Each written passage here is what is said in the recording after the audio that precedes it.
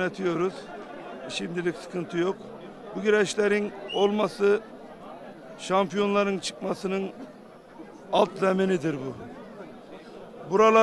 Buralarda güreşilmeden Avrupa dünya minderlerine hazırlanmak çok zor. Onun sizler için de buralarda yetiştiniz. Sizler de burada efendim emek sarf ettiniz. Bu çayırlarda efendim çok güreşler yaptınız. Geçmişte efendim birçok şampiyonlar çıktı bu çayırlardan.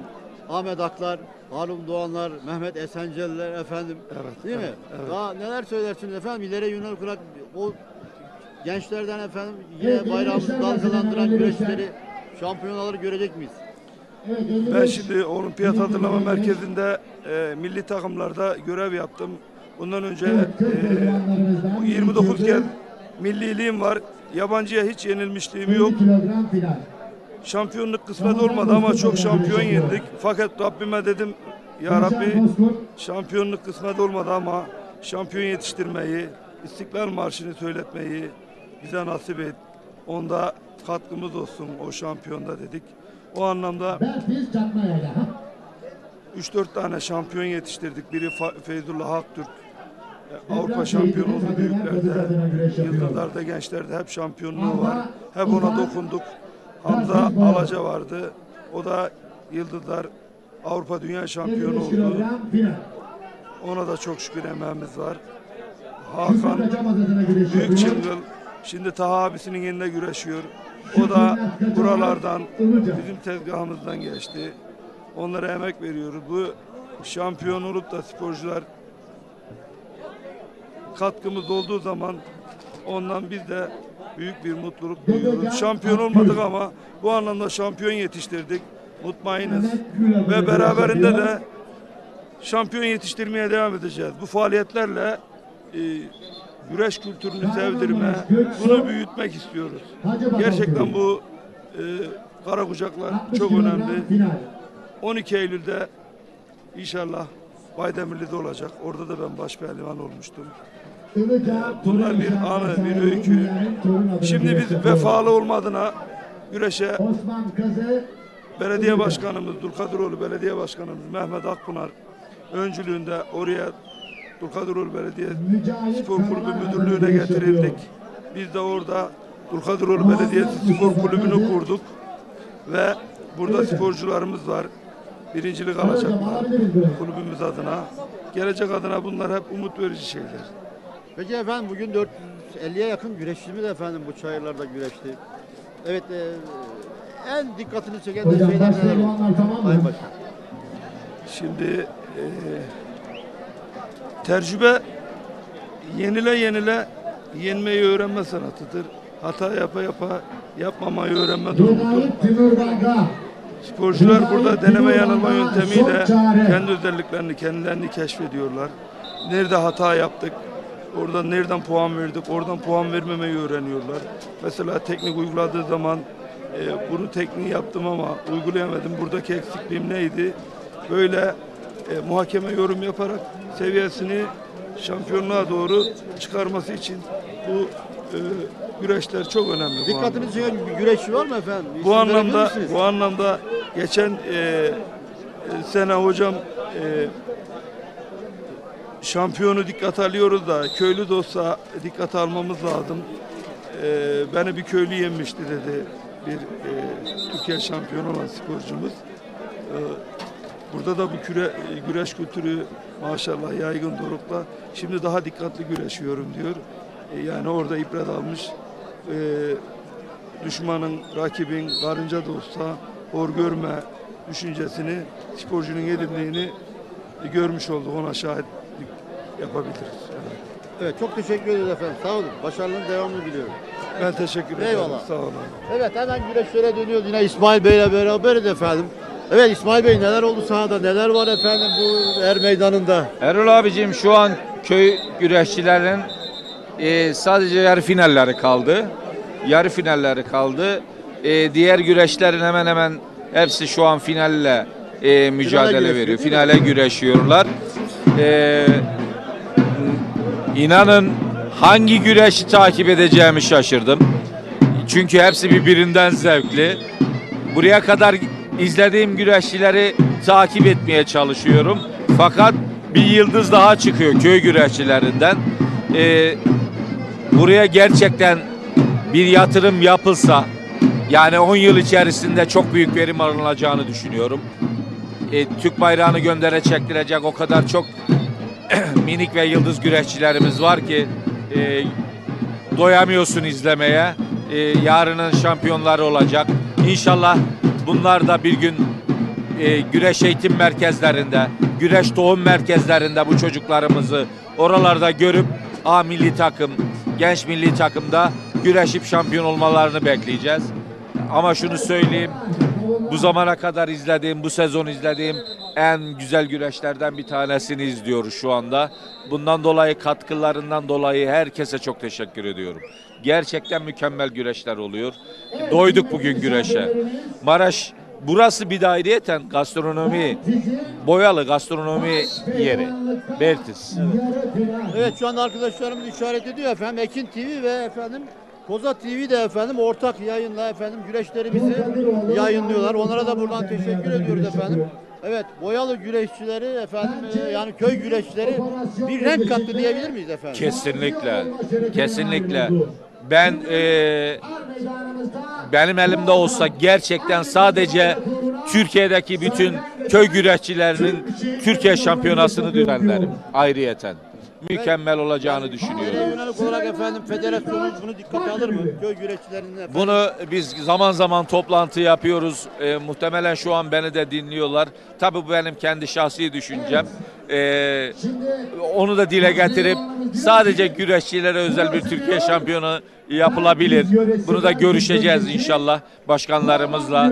Onlar takdir ederse neden olmasın Erol abiciğim. Çünkü onlar da efendim antrenman yapamıyorlar. Burada gayri ihtiyari efendim. Tabii zaten Oyunun güreşe çıkıyorlar. ısınmasını bile bilmiyorlar belki birçoğu. Ama zaten güzelliği burada. Güzelliği Ama burada. keyif verici, evet. İnanılmaz keyif ve yenişler çok hızlı oluyor ve inanılmaz yenişler var ve minderde yapsalar 4 puanlık teknikler bunlar. Çok dünya şampiyonasında bu tekniklerin çoğunu göremezsiniz. Buralara özgü teknikler birçoğu. Kısa şalvar dikkat ederseniz ne kara kucak ne de yağlının güreş kismetlerine benziyor. Ayaklarında iplikçiklikler yok, siz de takdir edersiniz ki. Bu da güreşçilerin birbirlerini tutup atmaları daha da kolaylaşıyor. Dikkat ederseniz direkt ellerini attıkları yerler Paçalar değil mi? paçalar ve beller. Ama paçalar daha kıymetli burada. Onları yakalayan güreşçi çok büyük bir avantaj sağlıyor Erol abiciğim. Evet, tabii Boyalı deyince efendim Bertiz bölgemizde Boyalı. Yani Bertiz'in 22 tane efendim Tabii. köyü var dediniz. Tamamına. Buranın efendim üzümünden de bahsetmemek olmaz. Kesinlikle. Üzümü bir başka güzel. Tabii dünyanın hiçbir yerinde olmayan, her memleketin kendine göre özgüsü varsa kabarcık vitamin açısından en değerli üzümlerinden bir tanesi. Biliyorsunuz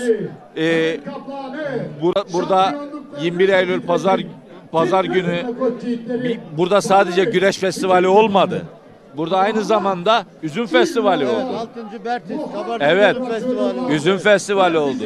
Buranın meziyetleri saymakla bitmez. Buranın cevizi de dünyaca ünlü bir ceviz. Dünyaca ünlü bir ceviz. Bu sene ceviz efendim soğuk vurdu. Maalesef. Malatya'da nasıl kayısıyı soğuk vurduysa, Kahramanmaraş'ımız da bu konuda hem üzüm açısından hem ceviz açısından hem badem açısından büyük zararlara uğradılar. Allah çiftçilerimize de sabırlar versin diliyorum buradan. Erol abi. Teşekkür ediyoruz efendim. Evet efendim İsmail Bey'le yine yorumlarımıza devam edeceğiz. Evet, Bertiz'in güzel insanı. Evet, eski güreş ağalarımızdan şu anda efendim Fahri Yaşar'la beraberiz. Evet Fahri Bey, Boyalı deyince efendim yüreğimiz kıpır kıpır oluyor. Yani Boyalı'da güreşler bir başka güzel oluyor. Boyalı güreşlere sahipleniyor efendim. Evet, az önceki konumuzda güzel bir yorum oldu, duydum. Burada sadece güneş festivali değil, huzur festivali dedi ya, gerçekten Boyalı Festivali'nin içeriğini kısaca anlatmış oldu bana göre. Aynen gündüz de bahsettiğim gibi Boyalı halkı güreşi evlerden başlıyor yaşamaya. Yani kadını, çocuğu, eşlerimiz, analarımız, bacılarımız bunu bir gün önceden, 3 gün önceden yemek hazırlıklarıyla adeta güreşin içinde birileri kadın elinin olduğu, bu huzurun gelmesinde kadın elinin çok önemli olduğu, bizim annelerimizin, bacılarımızın, ablalarımızın desteğiyle burada böyle bir huzur ortam yakalıyoruz. Ondan sonra da ayrıyeten Bertiz bölgesinin insanında öyle bir özellik var ki ata aynen milliyetçiliği gibi, bayrak sevdası gibi, vatan sevdası gibi sevdaların üstünde ata sporuna olan sevdasında zaten saat akşamın 6'sı oldu, 6.30 oldu. Siz de görüyorsunuz Erol Bey. Yani az önce de davulcu arkadaş Galip geldi bana diyor ki ben Türkiye'yi davulumla geziyorum. Böyle seyirciyi Türkiye'nin hiçbir yerinde görmedim diyor. Onun için Huzur Festivali, Güreş Festivali, Piknik Festivali, Üzüm Festivali, Ceviz Festivali her ne kadar bu yıl olmasa da bana göre Kahramanmaraş'ın Karadeniz olarak düşündüğüm, Karadeniz bölgesi olduğu düşündüğüm Bertiz isminden de zaten anlaşıldığı gibi saklı bahçe. Tüm Kahramanmaraş hariç tüm Türkiye'nin burayı görmesini istiyoruz. Bu festivalin daha iyi büyümesini. İnan ki ben Kırkpınar'ı da izledim Erol Bey. Kırkpınar'da evet bir haftalık 10 günlük güreş festivali devam ediyor, sürüyor ama son gün sadece son gün boyalı gibi olabiliyor. Ondan önce hiçbir zaman boyalı gibi güreş festivali yapamıyorum. Onun için ben başta tüm katılımcılarımıza, güreş severlerimize, protokolümüze, bizim sesimizi duyuran değerli basınımız sizlere, tüm basınımıza ayrı ayrı teşekkürü borç biliyorum, teşekkür ediyorum. Bertiz'i biz istediğimiz kadar burada hizmetini verelim, yapalım, edelim. Siz bize anlatmadığınız sürece biz bunları duyuramayacaktık. Size de ondan dolayı çok ayrıca teşekkür ediyorum. Buradaki katılan misafirlerimizin hepsinin ayağına sağlık. Seneye daha ihtişamlı, daha güzel bir güreş yapmak dileğiyle. Evet, çok teşekkür ederim efendim. Sağ olun. Evet, gerçekten efendim bir coşku var şu anda. Evet, İsmail Bey hemen dönüyoruz. Evet, neler oldu Sayın İsmail Bey? Yarı finalde iki pehlivan, bir tanesi tuşla yendi fakat ikinci tuşu izledik. İkinci tuşumuzu izledik. Baş pehlivanlarda sakatlıklar da oluyor tabii dönem dönem. Sakatlıklarımız da dönem dönem söz konusu. Şimdi tabii güreş sert bir spor. O yüzden sakatlıklar da gayet normal. Ben bu arada eski burada en iyi karakucakçı abilerimizden bir tanesi. Rabbim şifalıklar diliyorum. Ramazan Alabacak abimize ve oğlu Fatih Alabacak İstanbul'da yıllarca bu meydanlarda güreş yaptı, birinci oldu. Onlara da selamlarımı iletmek istiyorum. Acil şifalar diliyorum Ramazan abime. Ellerinden öpüyorum. Onun da yetiştirdiği bu karakucakta her sporcuya karakucağın inceliklerini öğrettiği bir abimizdi. İsmini unuttuğumuz ve burada telaffuz edemediğimiz abimiz rahatsız olduğundan dolayı abimizi telaffuz ettik. Bize emek veren bütün abilerimizin ve ahirete intikal eden olan abilerimize rahmetler diliyorum ayrıyeten. Çok bize emekleri geçti. Gerçekten biz güreş yaparken abilerimizi izlerdik. Biz onları takip ederdik. Biz onlardan öğrendik birçok şeyi. Bugün Şahin Opur burada başpehlivan olduğunda abilerinin de çok büyük katkıları vardı. Ramazan Alabacak'ın da çok büyük katkıları vardı. Çünkü bize çok antrenmanlar vermişti. Ellerinden öpüyorum büyüklerimizin. Siz de biliyorsunuz ki depremde 8 tane güreşçimiz şehit oldu. Biz de bundan dolayı çok muzdaribiz. Bunları unutmaya çalışıyoruz. Tabii unutabilir miyiz? Asla unutamayız. Onları kalbimize yazdık. Hatta Batı Park Güreş Salonu'nda isimlerini verdik o güreşçilerimizin. Allah gani gani rahmet eylesin.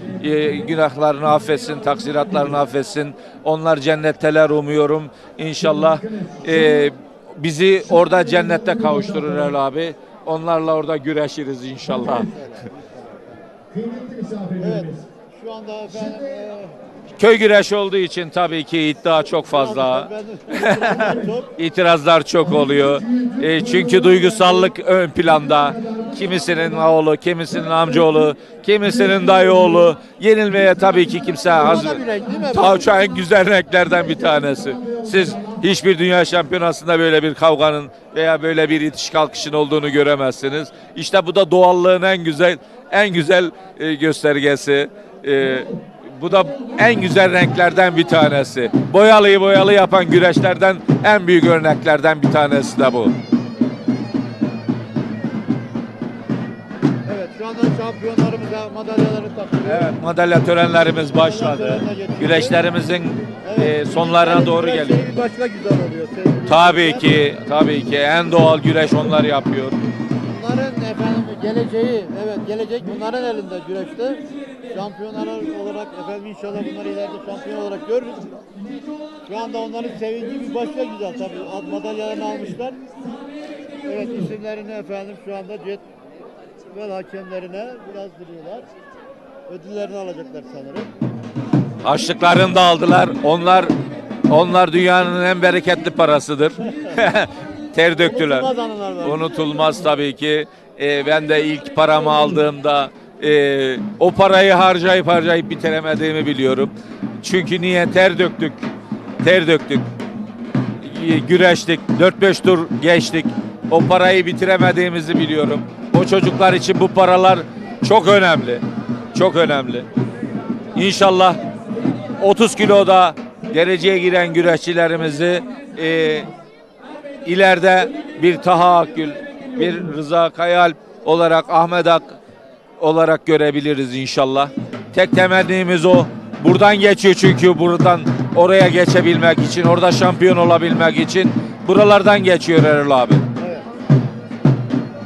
Evet, gençler geleceğimiz efendim. Evet, onları şampiyon olarak görmek. İleride de efendim belki bayrağımızı dalgalandıracak. Evet, güreşçilerimiz şu anda madalyalarını efendim.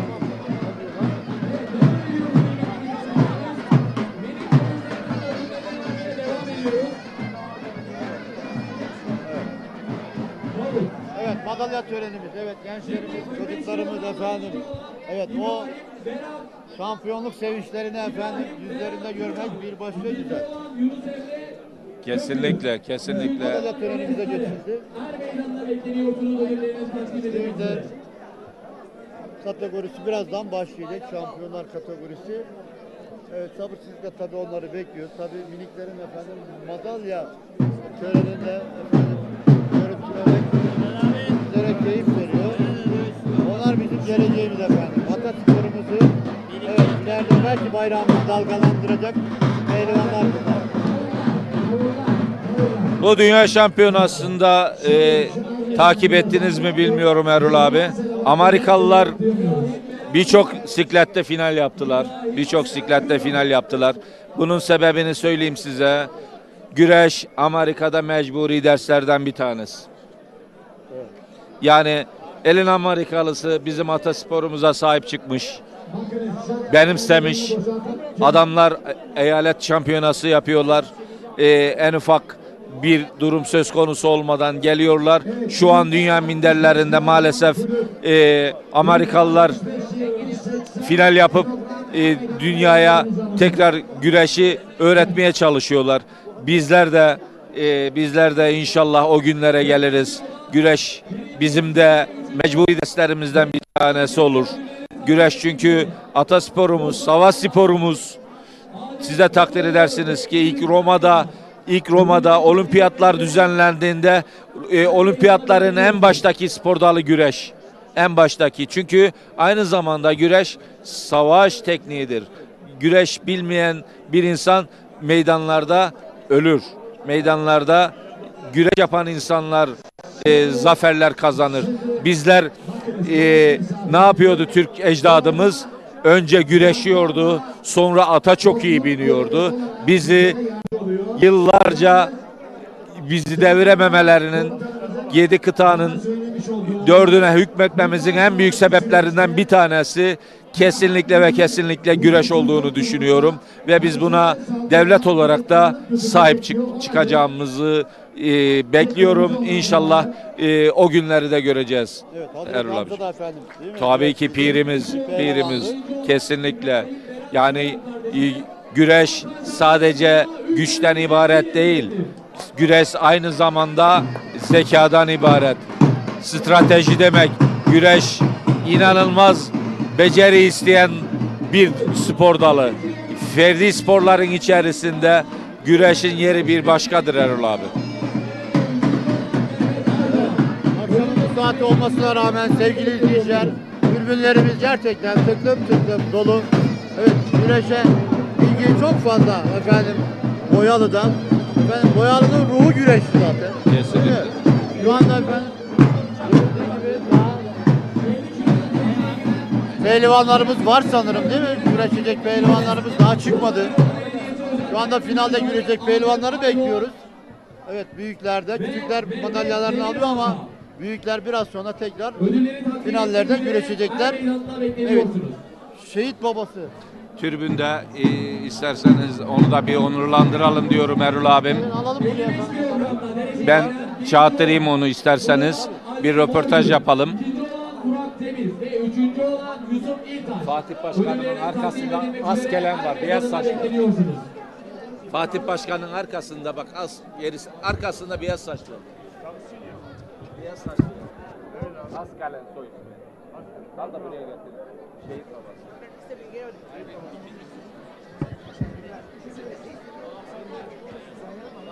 Evet, şu anda efendim yaş itibariyle madalya törenleri devam ediyor bir taraftan. Bir taraftan da köy güreşçilerimiz kıran kırana güreşiyor.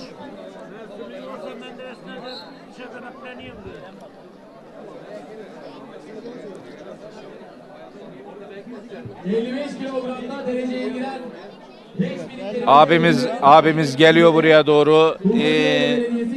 Tabii ki acısı büyük. Bir taraftan oğlu burada güreşirken bir tarafı da bir oğlunu toprağa verdi. Takdir etmemek elden bile değil. 60 kilogramda birinci olan Mustafa Alpar, ikinci olan Geldi Sebahattin abimiz. Kırataş, üçüncü olan Çağan Nuh Terzi. Ödülleriniz takdim edilmek üzere her meydanında bekliyorsunuz. Abi hoş geldin. Evet, bir şehit olan, evet depremde şehit olan güreşçimizin babasıyla beraberiz. Merhaba, hoş geldiniz. İsmim Necati Eskisarılı. Sağ olun efendim. Oğlum Mehmet Eskisarılı iyi bir pehlivandı. Depremde 15 tane sporcumuz şehit oldu. Rahmetli olan oğlumun küçüğü de burada güreşiyor şu anda 90 kiloda. Onu da sağlam aldık yani. Allah mekanlarını cennet, o günleri bize bir daha yaşatmasın. Bizim Kahramanmaraş'a iğne bile yardım yapan insanlar için onlara sonsuz teşekkürler ediyoruz. Bizi mutlu ettiler. Onlara bizim ölünceye kadar vefa borcumuz var. Türkiye'de bize yardıma gelip de bize yardım yapan insanlara ölünceye kadar vefa borcumuz var. Allah bir daha göstermez inşallah o günleri. Biz de bekle başınız sağ olsun diyoruz. Sağ Allah olun rahmet efendim. eylesin. Onlar tabii cennette buluşacağız inşallah. İnşallah, onlarla. inşallah. Nur Evet. içinde yatsın. O güreşlerimiz gerçekten Mekanı bayraklarımızı cennet dalgalandırdılar. Ve İnşallah. depremde efendim vaki oldu, şehit oldular. İnşallah. Onlar şehitler ölmez biliyoruz. Amin. Evet, onları buradan bir kez daha rahmetle anıyoruz efendim. Amin, Tekrar başınız amin. sağ olsun. Mekanları cennet olsun. Sağ olun. Sizin de bu ilgiyi, bu alakayı gösterdiğiniz için Aksu TV'ye de çok teşekkür ederiz. Bu şehit babalarını, ailelerini unutturman yani. Her zaman da yanınızdayız Her yani. zaman baş tacı efendim. Çok Başınız teşekkür var ederim. olsun efendim. Sağ Sağ olun. olun. Teşekkür ederim. Evet sevgili izleyiciler, kıran kırana evet güreşlerimiz bir taraftan devam ederken bir taraftan da efendim görüldüğü gibi evet Madalya törenimiz devam ediyor. Madalya töreni İsmail Bey sen yorumlara biraz devam et. madalya törenlerimiz devam ederken burada daha önce A milli takımda güreşmiş, A milli takımı bırakıp güreşten kopamayan güreşçilerimiz de tabii ki burada. Yıllarca minderlerde dünya üçüncüsü olan Nuri Temur kardeşim benim çırağım aynı zamanda. Burada 90 kiloda dünya üçüncüsü olan kardeşim A milli takımı bıraktıktan sonra er meydanlarını bırakamıyor. Güreşin böyle bir de tiryakiliği var. Tabii bu meydanlarda yıllarca şampiyon olan diğer güreşçilerimizden biri Halil Opur. Kahramanmaraş'ımızın en iyi kara kucakçılarından bir tanesi kendisi. Selamlarımı iletiyorum buradan. Fatih Alabacak babasının geleneğini devam ettiren ve kara kucağı yağlıya taşıyan ender kardeşlerimizden bir tanesi.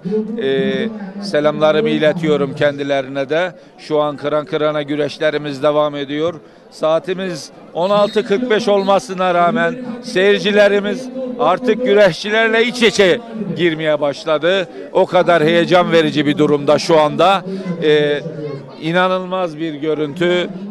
İnsanlar evlerinde yemeklerini, çaylarını yudumlarken güreş severlerimiz şu an burayı terk etmeyip heyecanla nefes almadan adeta güreşlerimizi takip ediyorlar. İnanılmaz bir duygu. Bir futbol izliyorsunuz 90 dakika. İnsanlar evlerine gider. Fakat burada kaç tane 90 dakika geçiyor ama heyecan en başından en sonuna kadar inanılmaz bir şekilde devam ediyor. Seyircilerimizin içerisinde terleyenleri gördük tabii ki. Bazıları adeta kendileri de güreşiyor. Çünkü oğlu güreşiyor, yeğeni güreşiyor. Bunun duygusu bir farklı. Bunun tarifi gerçekten anlatılmaz. Güreşçi babalarıyla biz çok kez karşılaştık. Babası dalarken oğlu dalarken güreşte babasının da daldığını görmüşlüğümüz var. Tabii onlar da güreşlere çok güzel katkılarda bulunur. Bizler bu yayını yaparken biz bile heyecanlıyız. Seyirciler heyecanlanması gayet normal diye düşünüyorum. İnanın şu anda sahayı bile göremiyorum seyirciden.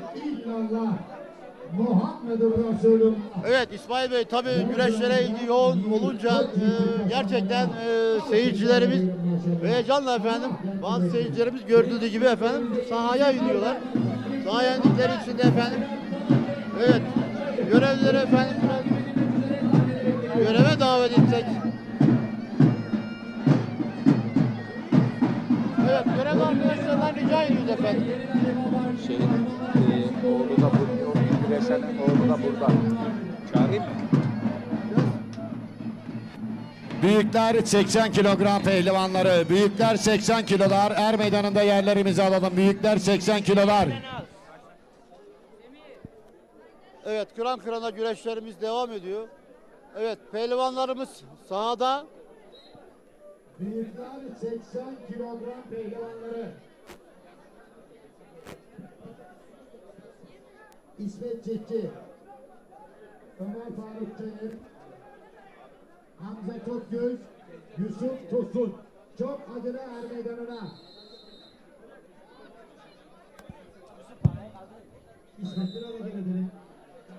Evet şampiyon hoş geldin. Hoş bulduk hocam, teşekkür ederiz. Tanıt bakayım kendini. İsmim Yusuf İslam Eskisarılı, aslen Kahramanmaraş merkezliyim. 21 yaşındayım. Serbest güreş yapıyorum. Bugün burada yarı finaldeyiz. Allah'ın izniyle şampiyon olup güzel güreşler izleteceğiz buradaki seyirciye. Bu şekilde hocam. Biliyorum kardeşin depremde şehit olanlardan bir tane, şehit olan 8 tane güreşçimizden bir tanesi. 9 tane hocam. 9 Şu taneydi. şekilde, evet. Kahramanmaraş Büyükşehir Belediyesi'nin futbol ve güreşçileriyle birlikte kalıyordu. Evet. Abimle birlikte 9 güreşçimiz, 5 de futbolcumuz şehit oldu. Evet. Allah mekanlarını cennet eylesin. Amin. Bizlere sabır versin. Bununla birlikte şu an 7-8 kişi de enkazdan çıktı. Onlarla birlikte mücadelemize hala devam ediyoruz. Onların ismini güzelce duyurabilmek için elimizden geleni yapıyoruz. Hala güreşe devam ediyoruz. Ben az önce gördüm, Utku vardı. Evet, Utku Usta vardı. Utku vardı. Utku Doğan depremden yaralı olarak çıkmıştı. Evet, Mehmet Emin Demir var. Görüyorum ki meydanlarda devam ediyor. Özelliklerinden hiç kaybetmemiş. Biraz toparlanmaya ihtiyacı var, az bir şey de olsa, ama eski güreşlerini yakalamış durumda. Biraz daha gayret ederse sanki eski haline dönecek. O da milli takımda güreşmişti. Dünya üçüncüsü olmuştu 2018'de aynı zamanda. İnşallah bu deprem bizlere gerçekten çok büyük acılar yaşattı. Ama yılmayacağız, bıkmayacağız. Hayat devam ediyor. Evet hocam. Hayat devam ediyor. Abinin de İsmini her şekilde yaşatmalısın. Seni de dünya şampiyonasında görmek istiyoruz. Teşekkür ediyorum. Hocam, teşekkür ederiz. Başarılar diliyorum. Müsabakaya çıkacaksın herhalde. Başarılar diliyorum. Hadi aslanım benim. Başarılar. Allah'a emanet ol.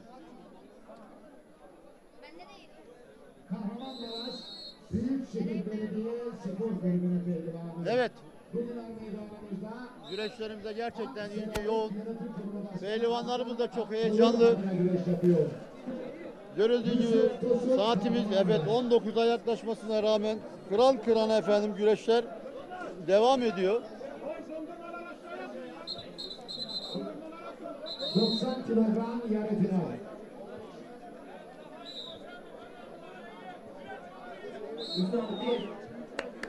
Hazır hocam. Şuraya selamatlayın bitiyor. Ankara İlhan Spor Kulübü'nün pehlivanı. Bugün meydanımızda Nerede Dondurmaları Yönetim Kurulu Başkanı Yusuf Bozkurt. Şu an güvenlik güçlerimiz bile yetersiz kalıyor çünkü insanlar çok heyecanlı Erol abi. Herkesin bir akrabası güreşiyor şu an meydanlarda. Onları da anlıyorum. Fakat tribüne çıkmaları tabii ki güreş açısından bizleri de mutlu eder. Şu an birçok güreşi izleyemiyoruz. Evet, şu an güreşçimiz puanını aldı, arkaya geçti. Terspaşa'yı kaçırdı. En favori güreşçilerimizden bir tanesi. Evet. Başkanım. 12 Şubat Anahtar Parti İlçe Başkanlığı adına Erol abi.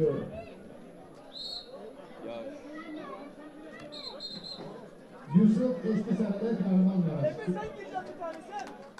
Cebrail. Yayın yapıyoruz, biz hiçbir şey görmüyoruz. Hiçbir şey. Onu unutmayalım. AB'nin karakol komutanı kaldı. Onu diğerine aktaracağız. Kahramanmaraş Büyükşehir Belediye Spor Kulübü'nün pehlivanı. Bugün meydanında Bunların şu an ortada güreşen Ertuğrul kardeşim kündeye attı. Az kendi gitti. Evet. Kendi oyunuyla yenildi. Dünya üçüncüsü, dünya şampiyonu güreşçimiz gençlerde kendi oyunuyla yenildi. Çok usta bir güreşçiydi. Fakat güreşte bunlar var. Buranın en favori güreşçilerinden bir tanesiydi. Maalesef kendi oyunuyla şu an yenilmiş durumda. Maalesef tabii ki yenilmek çok zor bir şey. Kabullenemiyor insan. Kabullenmek de lazım.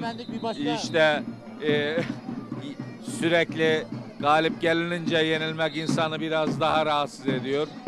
Maalesef güreşte her şey var. Her şeye adapte olmak lazım. Motivasyonu eksikliğe çıkmış olabilir. İşte ben dünya şampiyonuyum dememek gerekiyor. Ufacık bir hata hemen götürüyor. Evet, çünkü saliselik bir hata telafisi olmayan bir spor dalı. Voleybolda bir set kaybedersiniz, bir set alırsınız, 2-2 olur, 3-2'ye gidersiniz, telafisi var. Futbolda bir gol yersiniz, geri atarsınız, telafisi var. Ama güreşte sırt üstü yenildiğiniz zaman kesinlikle telafisi yok. O yüzden güreşin atmosferi çok daha fazla Erol abi. Evet. Gördüğünüz Kur'an Azat gibi sporumuz. mükemmel teknikler izliyoruz bu arada.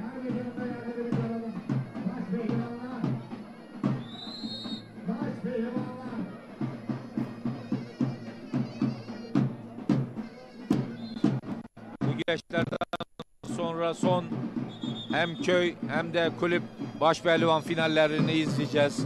Heyecan dorukta. Güreşin sonlarına doğru yaklaşıyoruz Erol abi. Güreşe de doyduk. Siz de doydunuz. Aksu TV'ye teşekkür ediyorum bundan dolayı.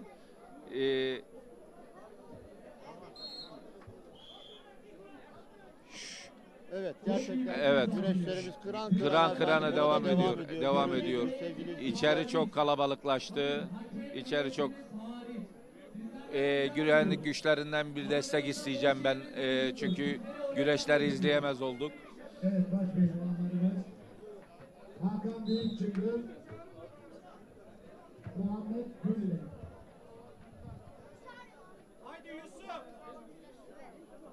Evet, Hakan Büyükçıngıl, Muhammed Gülle, İsa Geçen, Enes Bandırmayla. Evet, Muhammed Enes. Kıymetli baş pehlivanlar.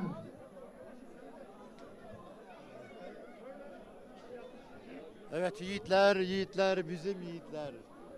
Her meydanda yiğit olmak, güreş yapmak her baba yiğidin karı değil efendim. Kesinlikle, kesinlikle. Evet, tekniği bilmek lazım, güreşi bilmek lazım. Eskiden cazgırımız vardı. Arap abi dediğimiz. Analar çeker zahmeti, babalar bilmez kıymeti. İkisi de Muhammed ümmeti. Allah Allah, illallah. Hayırlar gele inşallah. Bu yiğit pehlivanlara alkışlarla diyelim maşallah dediğimizde.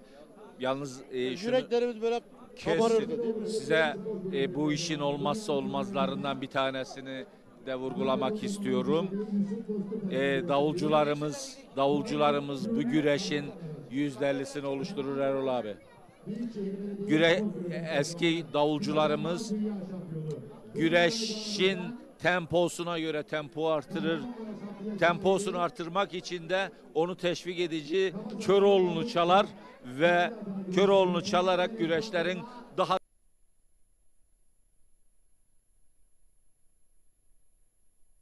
ve bu kısa şalvarı Karakucak ve Yağlı'nın olmazsa olmazlarından abi. Güreşçi yere çalıp tuş ettiğinde o da davulu son kez vurur ve bir sessizlik oluşur. Ve ondan sonra seyirci devreye girer. Hem güreşçi hem Alkışlarlar. seyirciye